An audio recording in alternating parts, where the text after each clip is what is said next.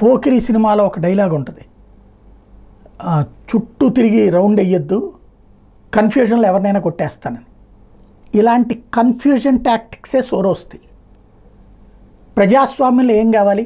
ప్రజల యొక్క ఆకాంక్షలు తెలుసుకుని, ఇదిగో నేను ఇది చేస్తాను, ఇది చేస్తానని చెప్పి హామీ ఇచ్చి, తమ దగ్గర ఉన్న వనరులతో అవి చేసి చూపించి ప్రజాభిమానం పొంది మళ్ళీ గెలవాలి. ఇలాగా కాకుండా ఉన్నటువంటి ప్రభుత్వాలని కుప్పకూల్చడానికి ఎప్పుడు సోషల్ మీడియా దీన్ని అడ్డం పెట్టుకుని అశాంతి, అభద్రత, ఆగ్రహాలు, ఆవేశాలు రెచ్చగొడుతూ, బంగ్లాదేశ్లో జరిగిందేంటి, పాకిస్తాన్లో జరిగిందేంటి, శ్రీలంకలో జరిగిందేంటి, ప్రభుత్వాల కూల్చివేత, ప్రభుత్వాల మార్పు, ఇంక్లూడింగ్ నేపాల్ ఏం జరిగింది? ఈ 4 దేశాల్లో కూడా మన పొరుగునున్నటువంటి దేశాల్లో ప్రజల చేత ఎన్నికైన ప్రజాప్రతినిధులు పక్కన పెట్టబడి ఉద్యమాల సందర్భంగా వచ్చినటువంటి వాళ్ళు కానీ, లేదంటే సైనిక పాలకులు కానీ, బంగ్లాదేశ్లో ఉద్యమాల సందర్భంగా వచ్చినటువంటి యూనస్ ఉంటే, అదే సందర్భంలో సైనిక పాలన వచ్చేటప్పటికి మయన్మార్లో ఉంది.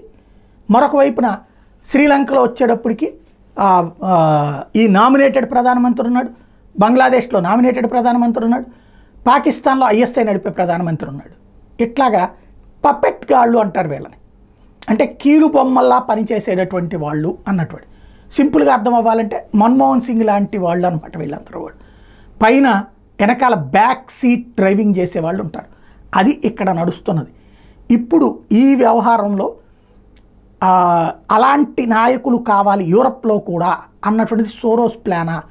ఎందుకంటే యూరప్ సమాజంలోకి ఈ మధ్యకాలంలో ఆఫ్రికా ఖండం నుండి, అలాగే ఈ ఏవైతే తాలిబాన్ల ఆఫ్ఘనిస్తాన్ దగ్గర నుండి, పాకిస్తాన్ నుండి, సిరియా నుండి, యెమెన్ నుండి, పాలస్తీనా నుండి, ఇరాక్ నుండి, ఇరాన్ నుండి పెద్ద ఎత్తున వలసలు వెళ్తున్నారు యూరప్ దేశాలకి.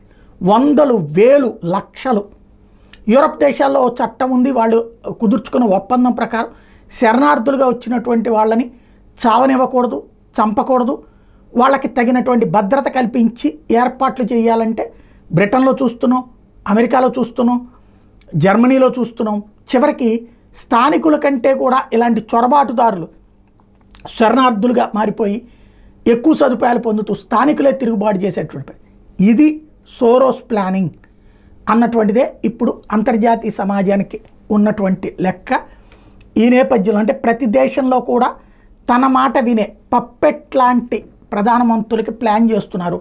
భారతదేశంలో వాళ్ళు వేసిన స్కెచ్ బాగానే ఉంది, కానీ చివరిలో భగవంతుడి దయ వల్ల అది కంట్రోల్ అవ్వడం వల్ల కాపాడబడ్డాం. కానీ ఇప్పటికీ కూల్చుడు ప్రయత్నాలు అయితే జరుగుతున్నాయి.